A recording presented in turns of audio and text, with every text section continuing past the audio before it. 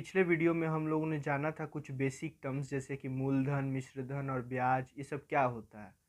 तो formula start करने से पहले कुछ इम्पॉर्टेंट चीज़ जो हमको आपको बताना है कि सिंबॉलिक रिप्रेजेंटेशन की पूरे चैप्टर में हम किस किस टर्म्स को किस किस सिंबल में कन्वर्ट करके सवाल बनाएंगे। तो आइए शुरू करते हैं। तो हमारा पहला जो टर्म है मिश्रधन, इसको हम पूरे चैप्टर में ए से डिनोट करेंगे। यह आप लोग खास करके ध्यान रखिएगा, जिससे हमारा फॉर्मूला लिखने में आसान हो जाएगा। फॉर्मूला लिखने में आसान हो जाएगा एवं हमको और भी आसानी आएगी। फॉर्मूला लिखने में आसान हो जाएगा और भी है। साधारण ब्याज को पूरे चैप्टर में हम आई से डिनोट करेंगे। किससे? आई से। ये बात आप लोग याद रखिएगा, कैपिटल आई से पूरे चैप्टर में, जिससे हमारा फॉर्मूला लिखने का जो टर्म्स है वो छोटा हो जाएगा, तो अच्छा रहेगा। अब नेक्स्ट जो है हमारा मूलधन, तो मूलधन को पूरे चैप्टर में हम लोग पी से डिनोट करेंगे, कैपिटल पी। इस बात को ध्यान रखिएगा।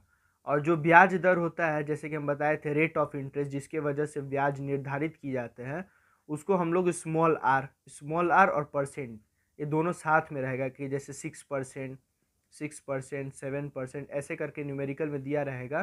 तो इसको हम लोग आर और उसके संग परसेंटेज का यूज़ करेंगे। जैसे मूलधन लिखते वक्त मूलधन के संग रुपया का यूज़ करेंगे, ब्याज लिखते वक्त ब्याज के संग रुपया का यूज़ करेंगे, मिश्रधन लिखते वक्त मिश्रधन के साथ रुपया का यूज़ करेंगे। तो वैसे ही ब्याज दर लिखते वक्त उसके साथ परसेंटेज का यूज़ करेंगे कि 6%, 7% जैसा रेट होगा। नेक्स्ट जो है हमारा समय, ये सबसे मेन इंपॉर्टेंट चीज़ है। समय हमेशा वर्ष में लेंगे, चाहे न्यूमेरिकल में महीने में दिया हो, दिन में दिया हो, लेकिन हमको हमेशा वर्ष में लेना है। इस बात का आप मतलब गांठ बांध के इसको अपने साथ रख लीजिए आप लोग, क्योंकि अगर वर्ष में नहीं लेंगे तो हमारा न्यूमेरिकल बनेगा ही नहीं, सही नहीं बनेगा। तो अब आइए देखते हैं कुछ बेसिक टर्म्स कि अगर समय हमको महीना में दिया हो या दिन में दिया हो तो उसको वर्ष में कैसे कन्वर्ट करेंगे। हम पूरे बेसिक से चल रहे हैं, हमको लगता है बेसिक से चलने से, बेसिक से एडवांस चलने पे ज़्यादा बेनिफिट होगा, तो हम इसीलिए पूरे बेसिक से स्टार्ट किए हैं। आई होप आप लोग को समझ में आ रहा होगा।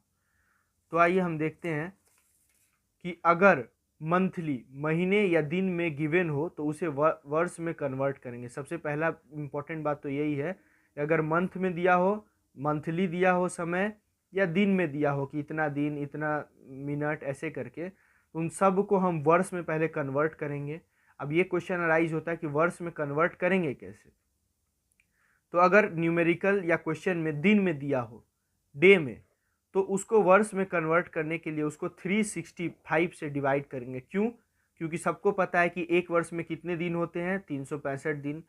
तो कुछ भी दिन अगर दिया हो क्वेश्चन में तो उसको पहले 365 से हम डिवाइड करेंगे, तब वो वर्ष में कन्वर्ट हो जाएगा। और महीना, अगर क्वेश्चन में महीने में गिवन हो कि 13 महीना, 14 महीना या 10 महीना, तो उसको हमको वर्ष में कन्वर्ट करने के लिए उसके 12 से डिवाइड करना पड़ेगा। ये भी हमको पता है कि एक साल में कितने महीने होते हैं, 12 महीने। तो महीने को ईयर में कन्वर्ट करने के लिए, वर्ष में कन्वर्ट करने के लिए 12 से डिवाइड करेंगे, और दिन को वर्ष में कन्वर्ट करने के लिए 365 से डिवाइड करेंगे। आइए कुछ एग्जाम्पल देखते हैं। जैसे कि मान लीजिए हमारे क्वेश्चन में दिया होगा 212 दिन में इतना रुपया ब्याज मिला, x रुपया।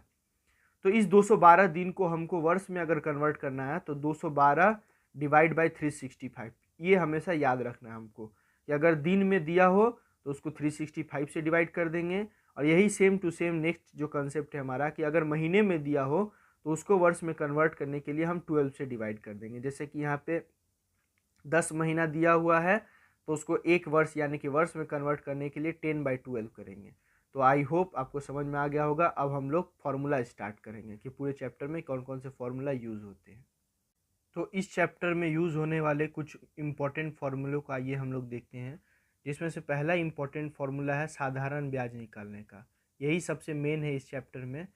तो साधारण ब्याज को निकालने के लिए हमको मूलधन, ब्याज दर और समय, ये क्वेश्चन में गिवेंस रहेंगे, इन तीनों को गुना करके उसको 100 से डिवाइड करना पड़ता है।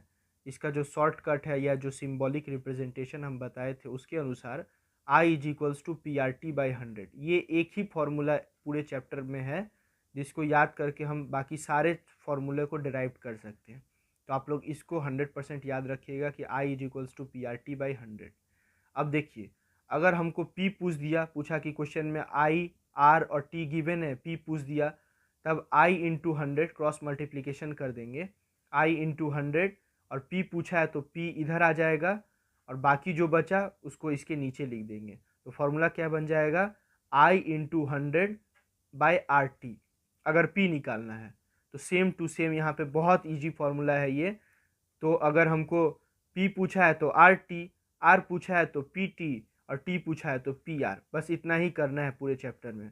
यही एक फॉर्मूला से सारा फॉर्मूला डिराइव हो जाता है इस चैप्टर में। यही इस चैप्टर का में बहुत इजी चैप्टर है और ये हमको 5 मार्क्स मतलब कंफर्म करके देता है अगर हम लोग सही से प्रैक्टिस करें तो।